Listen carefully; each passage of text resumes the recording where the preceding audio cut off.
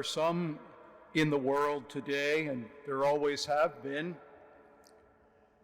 who think that science and human wisdom are antithetical to faith, and many very learned men and women who have achieved great success in the different sciences that make up the study of knowledge today have lost their faith in God.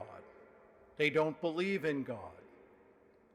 We know as Catholics, as people of faith, that can't be possible. All wisdom comes from God. That's what we hear in the Book of Wisdom. God is the seat of all wisdom. Faith and science are hand in hand. Pope John Paul II said we can't have one without the other. Everything we seek, all knowledge comes from God. The truth is one. Wisdom is one.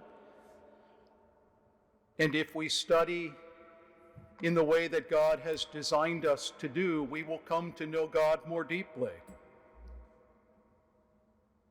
The Book of Wisdom reminds us,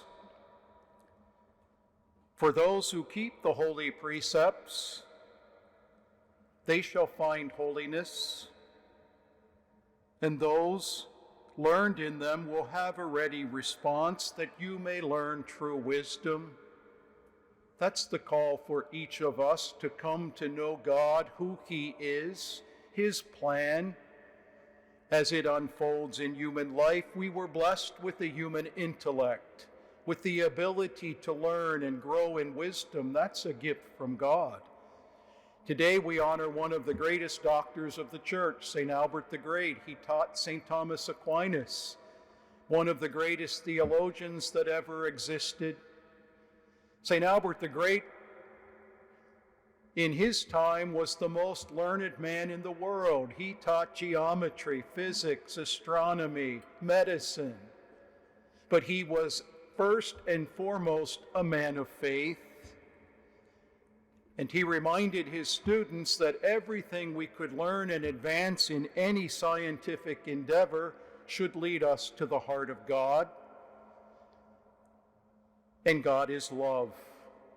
You know, today we hear that gospel story. It's familiar to us. We hear it time and again.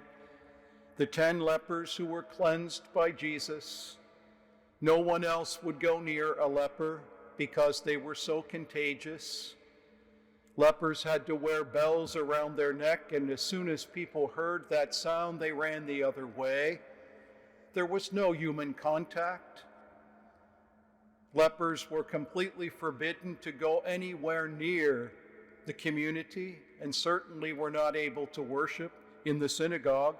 They were outcasts, very often living with other lepers or by themselves. What an incredible turn of events as they come to Jesus. And what do they say? Jesus, Master, have pity on us. They knew who he was. They knew he had the power to cure them if it was his will. There is great humility in their response, a great deal of faith. Doesn't Jesus say that at the end? Stand up and go, your faith has saved you.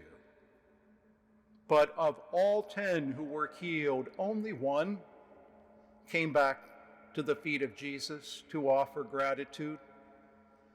It is the way of the world. God has touched us incredibly in so many ways. He's given us all wisdom, all knowledge, every blessing in life that we could imagine. And yet, how grateful are we? How often do we return and show gratitude to God for all of the blessings of life? I'm always reminded of C.S. Lewis, who said there are really only two kinds of people in the world. One group sees the glass half empty. The other sees it half full. Are we really aware, despite the crosses of life, the difficulties, the challenges, they come. It's part of human sin. But how many of us really see the glass half full and are so very grateful? That's why we're here. The Eucharist in Greek means to give thanks. That's what it is. We're not here to be entertained. We're here to fall to our knees and thank God for the blessings of life, no matter what the Mass unfolds or how it happens or what takes place. The one thing that is constant is the grateful hearts of believers. Do we come with gratitude to thank God for the blessings of life? That's what the gospel challenges us to do. Where are the other 9? Let's pray that our gratefulness, our gratitude will increase for the blessings that God showers upon us. And inspired by St. Albert the Great and St. Thomas Aquinas, may our pursuit of everything in this life lead us to one end, deeper love for God, who is the seed of all wisdom, all holiness, all grace, and all life. And those who come to find God and hold fast to Him will truly find the gift of salvation.